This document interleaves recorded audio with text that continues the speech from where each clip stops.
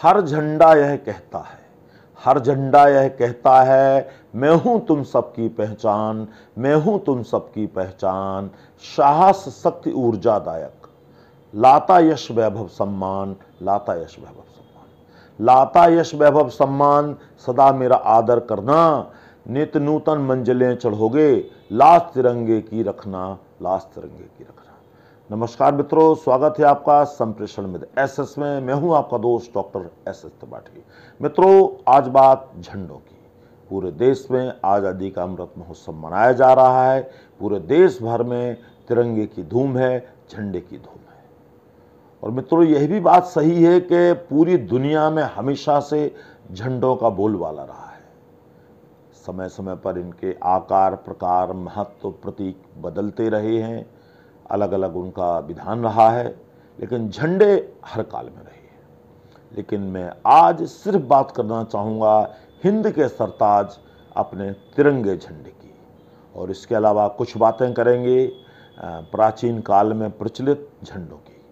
तो आइए जानते हैं झंडों का इतिहास कैसा रहा है। भारत में मित्रों, हर काल हर समय में देवी देवताओं से लेकर राजाओं तक, आज़ादी के पहले तक तमाम ध्वज प्रचलन में थे। और जहाँ तक देवी देवताओं की बात है, देवी देवताओं के जो ध्वज थे वो प्रायः उनके वाहन के चित्र उन पर अंकित होते थे, उसी से उनकी पहचान की जाती थी। देवी देवताओं के ध्वज जो थे, वाहन के चित्र तो अंकित होते ही थे, साथ साथ उनके कलर भी अलग अलग होते थे। जैसे भगवान विष्णु का ध्वज, उस पर गरुड़ का चित्र अंकित था तो उसे गरुड़ध्वज कहते थे।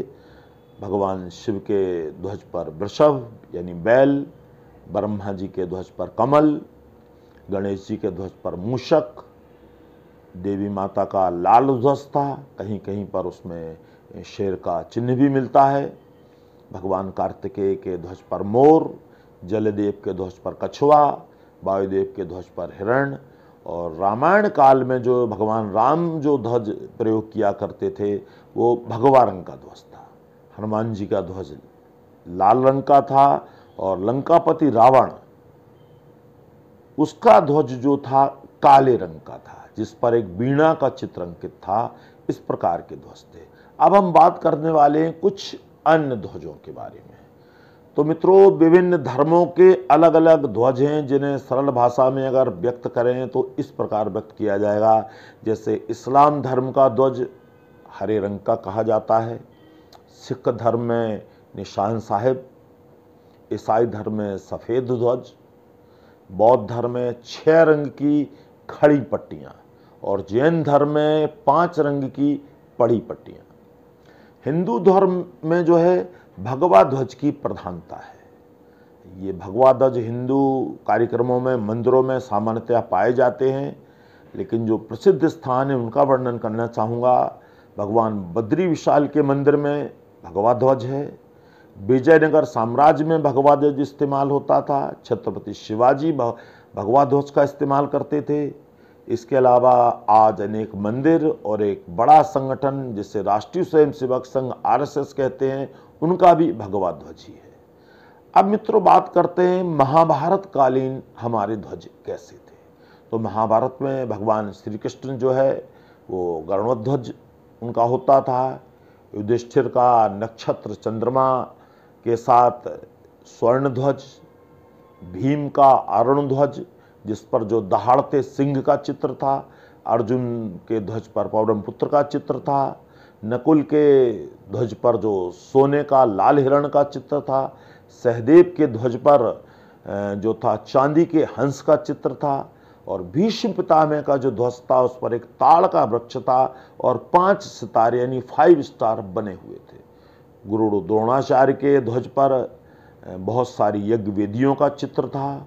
और जो दुर्योधन जिसे महाभारत में खलनायक के तौर पर कहा जाता है, तो उसके ध्वज में लोग कहते हैं, कुछ लोग के नाग का चित्र था, और जबकि कुछ विद्वानों का मानना है कि एक रत्न जड़ित हाथी का चित्र था।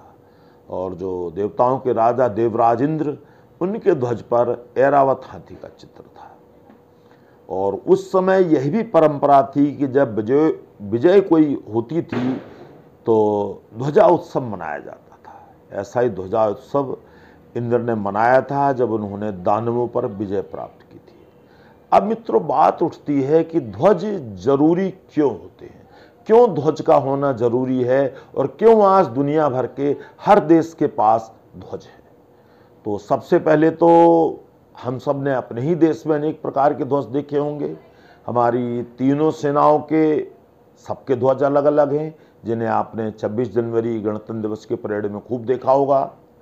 और ध्वज जो मुख्यतः होता है, उसके पीछे कारण होता है कि ध्वज एक प्रतीक है संकल्प का, उत्साह का, ऊर्जा का, जो हमारी पहचान बताता है, हमारी विशेषता बताता है और हम में सकारात्मक शक्ति का संचार करता है, जोश का संचार करता है, जिससे आगे आने वाले कार्य हमारे लिए सुगम होते हैं, आसान होते हैं और हम विजयशी प्राप्त करते हैं।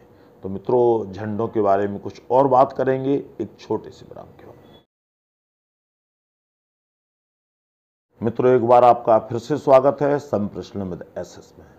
मैं अपने सभी नए जुड़ने वाले मित्रों से अनुरोध करना चाहूँगा कि आप हमारे चैनल को अपना सहयोग, स्नेह, समर्थन प्रदान करें ताकि हम आपके लिए ऐसे ही शानदार रोचक नए नए वीडियो लेकर आ सकें। तो मित्रों, हम बात कर रहे थे झंडों की, अब हम बात करने वाले हैं अपने सरताज तिरंगे की।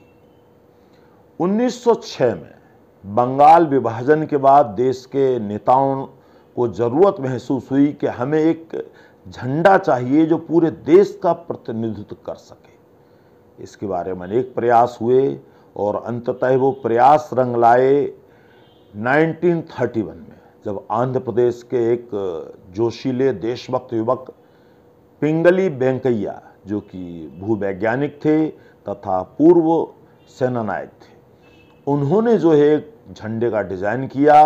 बाद में बापू के सुझाव पर इन्होंने उसमें कुछ बदलाव किए और फाइनली ये झंडा हमें प्राप्त हुआ। पहले इस झंडे में जहां अशोक चक्र है उसकी जगह चरखा था, लेकिन बाद में विद्वानों के सुझाव पर यह मूल रूप जो आज है वह प्राप्त हुआ और हमारे देश ने इसे आज़ादी के कुछ दिन पूर्व 22 जुलाई 1947 को राष्ट्रीय ध्वज के रूप में स्वीकार किया। अब बात करते हैं अपने तिरंगे झंडे की। अपना तिरंगा झंडा जो है उसका आकार लंबाई और चौड़ाई में 3:2 होना चाहिए, 3 वर्सेस 2। और जो उसका केसरिया रंग है वो साहस और त्याग का प्रतीक कहा गया है। सफ़ेद रंग सत्य, शांति और प्रकाश का प्रतीक कहा गया है। जो हरा रंग है वो समृद्धि और खुशहाली का प्रतीक कहा गया है। और साथ ही इसके जो नीले रंग का चक्र है जिसमें 24 तीलियां हैं, तो नीला रंग निरंतरता और गति का प्रतीक कहा गया है और चक्र को जो है समय के प्रतीक के रूप में जोड़ा गया है, क्योंकि दिन में 24 घंटे होते हैं और चक्र में 24 तीलियां हैं। अब मित्रों, बात करते हैं ध्वज संहिता यानी फ्लैग कोड की। हम जब तिरंगा ध्वज फहराते हैं तो हमें कुछ नियमों का पालन करना पड़ता है और अगर हम उन नियमों का पालन नहीं करते हैं तो इसके लिए सजा का प्रावधान है, क्योंकि किसी भी स्थिति में तिरंगे ध्वज का अपमान नहीं होना चाहिए। वैसे ही मित्रों, जब भी कोई परेड निकलती है तो हमारा तिरंगा सबसे आगे होना चाहिए, ऐसा हमारे ध्वज संहिता में विधान है। अब मित्रों, एक बात में बहुत सारे दर्शक हमेशा कंफ्यूज रहते हैं कि ध्वजारोहण और झंडा फहराने में क्या फ़र्क है।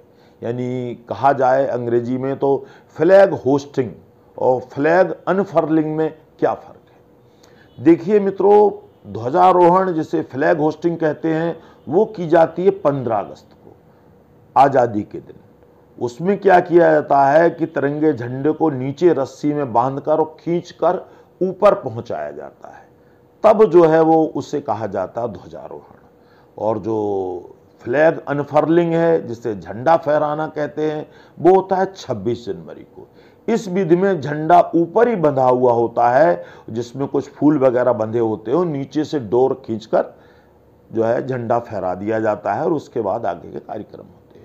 लेकिन जो आजकल जनमानस में जो प्रथा चल रही है वो ज़्यादातर झंडा फहराने की प्रथा चल रही है। ध्वजारोहण सबको नहीं आता है या कुछ विशेषज्ञ लोग इसे कर पाते हैं। अब मित्रों, ये जानते हैं कि जो फ्लैग कोड के कुछ खास नियम क्या हैं। तो तो पहला नियम तो मैंने पहले ही बता दिया है कि परेड में झंडा सबसे आगे रहेगा और सबसे ऊपर रहेगा। अगर झंडे के आसपास और झंडे लगे हैं तो तिरंगा झंडा उन सबसे ऊंचा होना चाहिए।